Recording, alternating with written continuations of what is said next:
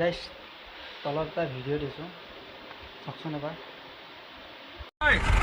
এই গোটেইকেইটা গাড়ী পাৰ হৈ নোযোৱালৈকে কাণত ধৰি থাক, কাণত ধৰ চব পাৰ হৈ যোৱাৰ পিছত কাণত নমাবি, কাণ ধৰ।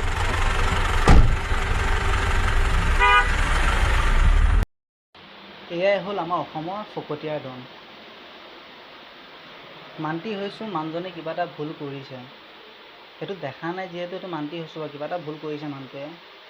সেইবুলি মানুহটোৱে ভুল কৰিছে বুলি কি এনেকৈ মানে এটা ভিডিঅ' কৰি মেলি তাক কাণত ধৰাই নিয়া হ'ল বুলি এনে কাণত ধৰাবলৈ কিবা কথা হ'ল নেকি বাৰু? এইটো আৰু নৰ্মেলত এটা লাহেকৈ ভালকৈ বুজাই দিলেও বুজি পায়, গম পালি নে? আৰু কি মানে এইবিলাক এনেকৈ ভাবি কাম নাই, বুজিছানে? অলপ মানুহৰ মানৱীয়তা হ্ৰাস, তয়ো এটা মানুহ হয়, ময়ো মানুহ হয়, এদিন নহয় এদিন চবেই মৰিম, তয়ো মৰিবি ময়ো মৰিম।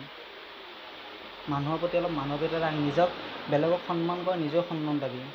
সেই জেগাত যদি তই হ'লিহেঁতেন তই গম পালিহেঁতেন কেনেকুৱা লাগিছে সেই মানুহটোৰ, গম পাইছে? যেতিয়া ভিডিঅ'টো নিজৰ ফেমিলি মানুহে যদি কোনোবা দেখিছে তাৰ কেনেকুৱা লাগিছে, তোৰ যদি হ'লহেঁতেন তোৰ কেনেকুৱা লাগিলহেঁতেন?